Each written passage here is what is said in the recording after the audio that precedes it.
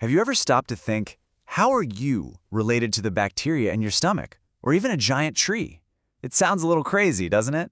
Well, today we're going to dive into the incredible family tree of all life on Earth. We'll be looking at the modern map that scientists use to connect every single living thing. All right, so here's our game plan. First, we'll cover why we even need to organize life in the first place. Then we'll get into the revolutionary three-domain system. And finally, we'll take a tour of each of those domains: Archaea, bacteria, and, yep, our very own Eukarya.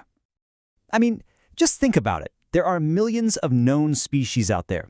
You've got these tiny, microscopic bacteria on one hand, and then massive blue whales on the other. How in the world do you even begin to make sense of all that? Well, biologists need a system, and it's not just about slapping labels on things. It's about understanding how they're all connected.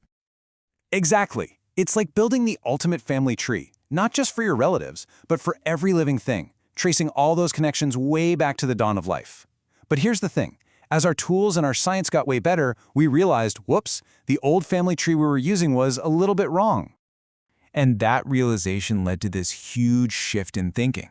I mean, it basically forced scientists to completely redraw the map of life as they knew it. So for decades, if you took a biology class, you learned about the five-kingdom system. It was the standard, and it lumped all the simple, single-celled organisms without a nucleus, the prokaryotes, into one giant group called Monera. But then in 1990, a microbiologist named Carl Woese looked at their genetics and dropped a total bombshell. He discovered these prokaryotes weren't one group at all. They were two, and they were as different from each other as we are from bacteria. That is a huge deal. This whole breakthrough was possible because of something called phylogeny.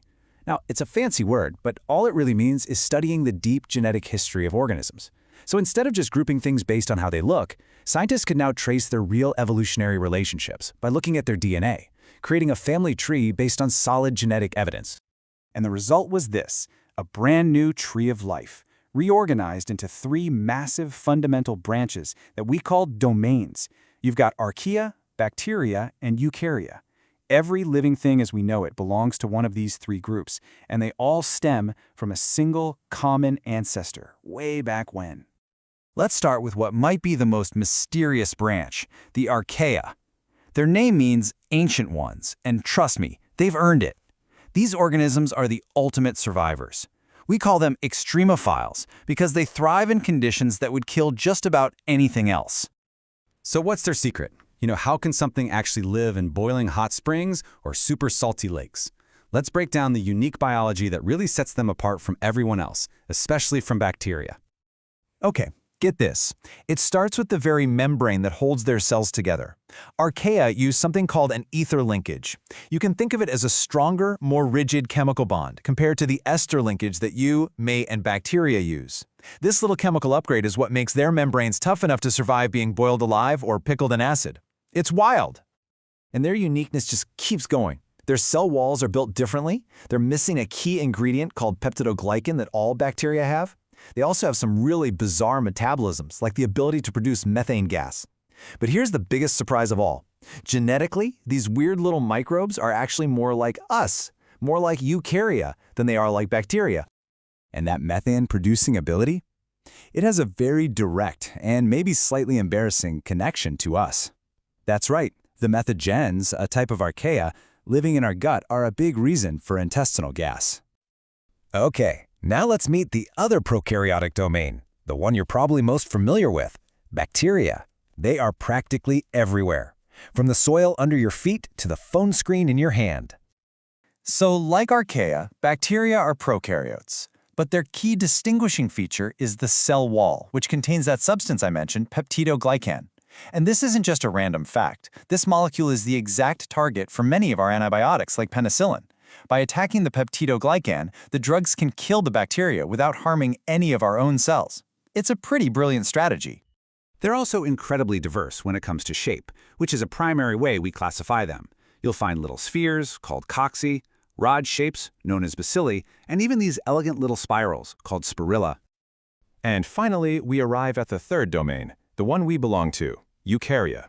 This group includes every organism built from complex cells, everything from a single-celled amoeba to fungi, plants, and of course, animals like us.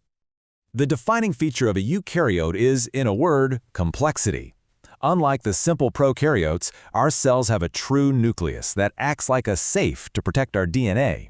They're also packed with specialized little mini organs called organelles, like the mitochondria that act as tiny power plants, giving us the energy for all this complexity.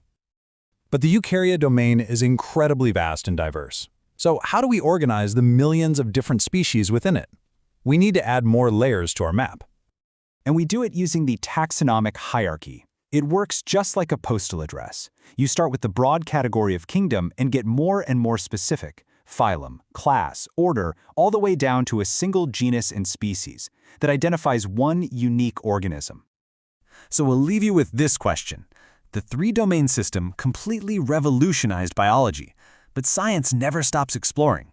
As we probe deeper into our own planet and find life in places we never even imagined, you have to wonder, are there still more completely unknown branches on the tree of life just waiting to be discovered?